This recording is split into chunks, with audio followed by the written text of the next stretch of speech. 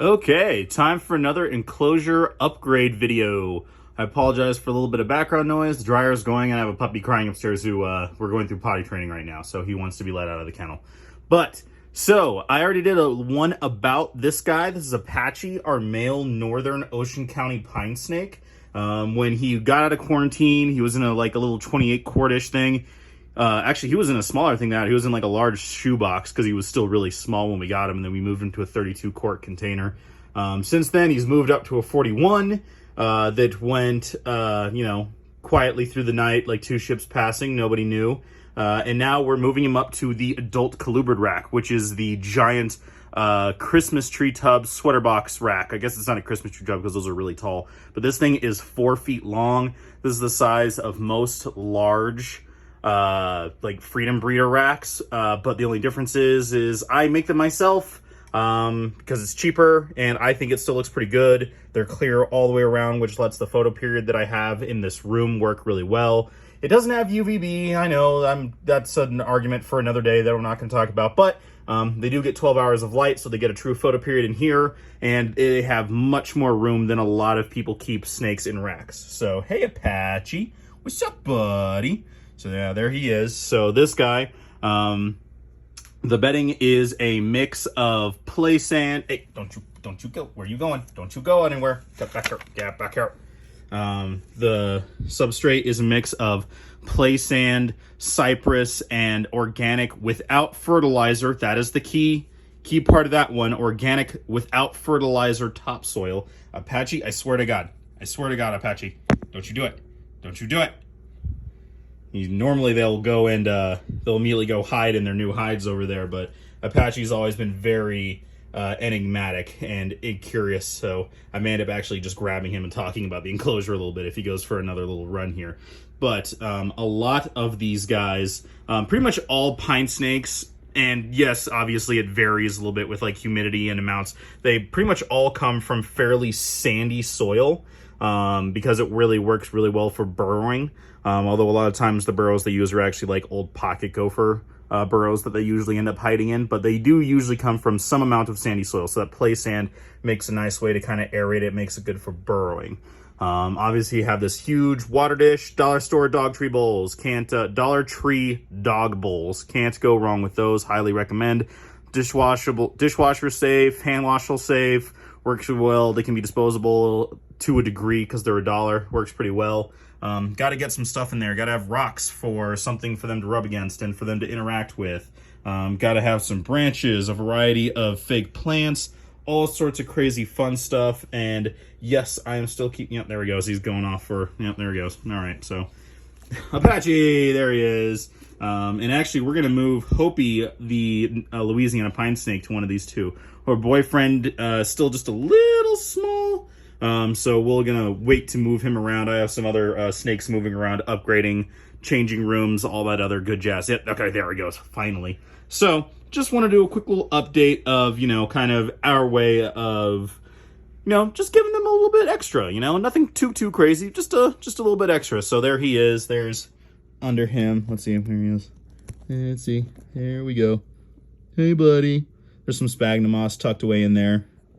Let's see. Can we get in there? Can we get in there? Let's see.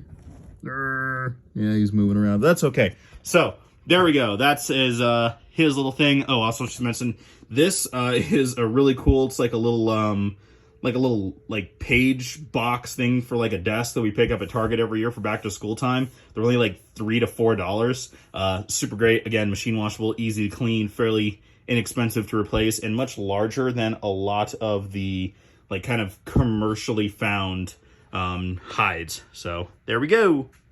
And now we're going to look at Hopi, the Louisiana pine snakes one. Okay, so here is Hopi's. I set hers up first, put her in, and then just set Apache's right on top and just did his first. So she's already made herself at home and tucked away inside of her hide. Let's see, she is under there. There she is. There she is. Hey, Hopi. There she is. Hi. So you can see she already had her, see that cool little trackway. So I put a little bit more sand in hers because if I am remembering correctly, most of the Louisiana pine snakes, they have a very specific habitat, that long leaf pine habitat that they come from. While I cannot 100% recreate that in captivity, obviously, that substrate, that flooring that they have in those forests is fairly sandy. So this one has a little bit more sand mixed up in there, and a little bit more wood as well, a little bit more cypress to kind of like make up for that. But either way, nice thick layer of substrate. You can see it's pretty thick.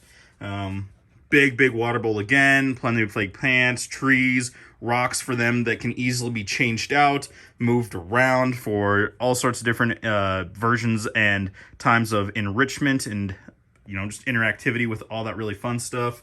Here, let's see how mad she's going to be when I do this. There she is. So there's Hopi, our big girl Louisiana, and I say big, they can get a little bit bigger. They don't get like crazy large. They're certainly smaller than like a bull snake or even the northern pine snakes. Those northerns get pretty big. But in another year or two, we'll maybe try breeding her, which I super look forward to. Obviously, can't ship them across state lines without a permit, so it'll be kind of a very niche thing here in Colorado. But I just think it would be really cool because, as I mentioned in the Louisiana pine snake species spotlight video, they have the largest, like some of the largest eggs of any snake. They're huge, very small clutches, very large babies coming out eating basically like subadult to adult size mice. They're huge babies, and you know, as pets, the Pituophis genus, they're almost always firecrackers, which is, you know, part of their charm. So hope you enjoyed this kind of small little update video, just kind of keeping people involved, let you know what we do around here. You know, nothing, we don't do anything too crazy, but you know, we're still a breeder, so we obviously do keep in rack systems. As you've seen in a lot of the videos, they're not all in racks, but we do keep them, and so because of that, we try to do a little bit larger racks for them. And very soon, I have to rebuild another one because one that we purchased is starting to kind of warp a little bit because it wasn't really sealed too well, and so just with age and humidity, it's starting to warp a little bit. So that will be replaced out and building another one, and I will do the full tour of downstairs as far as, you know, just kind of showing everything off very soon. Just have a lot of projects going on, doing as much as I can with the limited amount of time that I have for that. So hope you enjoyed this video. If you have any questions, comments, concerns, please just keep it civil. Let me know down below in the comments. If you have any questions or any interest ideas for future videos, email me, jzsreptiles@gmail.com. Check us out. If you're local, we will be vending the local show coming up at the end of August, so come and see us down there. It'd be really cool to meet you guys. Don't necessarily have to buy anything, but just be really cool to see you guys. Hope you're having a great day, and we'll check you next time.